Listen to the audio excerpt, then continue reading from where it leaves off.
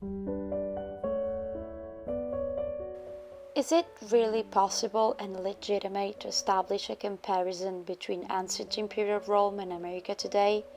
Washington, D.C., District of Columbia, the federal capital of the USA, as the new Rome, is a fashion metaphor in the United States, and that Americans like it so much because it confirms what they already know and think about themselves to be a great and invincible planetary empire, or rather the leading nation, indeed, the very image of the contemporary world. This, in fact, is the USA today, a sort of world in the world, a place that could belong to everyone because everyone is represented there. The comparison between Washington and the Eternal City is sustainable on the basis of some fundamental parallels or points of contact, not only from the monumental point of view of both cities, but interesting analogies are also captured on a philosophical and thought level and literary. Yes, starting from a monumental analysis of the cities, the DC, as the Americans call it, was designed and built at the end of the 18th century, and precisely in 1791, like the New Rome, La Nuova Roma.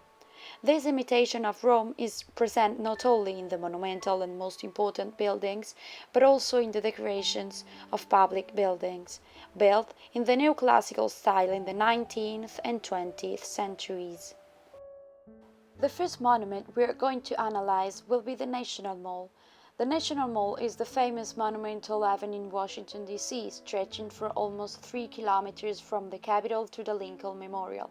It includes the Washington Monument, the famous obelisk covered with granite over 169 meters high. These too have similarities with the obelisk located in the center of St. Peter's Square in the Vatican. Just beyond this work, there is the Capitol, the building that houses the Senate and the House of Representatives of the United States. And it's precisely the dome of the Campidoglio that has similar characteristics to our dome of St. Peter in the Vatican. The Jefferson Memorial, a neoclassical monument which was inaugurated in 1943, and the American Monument has similarities with the Pantheon in Rome. The Supreme Court, another building that takes inspiration from the Roman world, and it follows the Temple of Hadrian in Piazza di Pietra.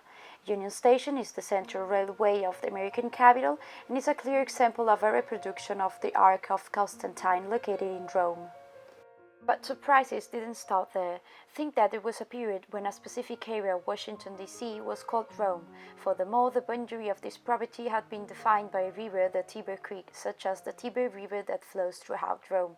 So, after so many considerations, how can we fail to validate the Latin expression Roma caput mundi?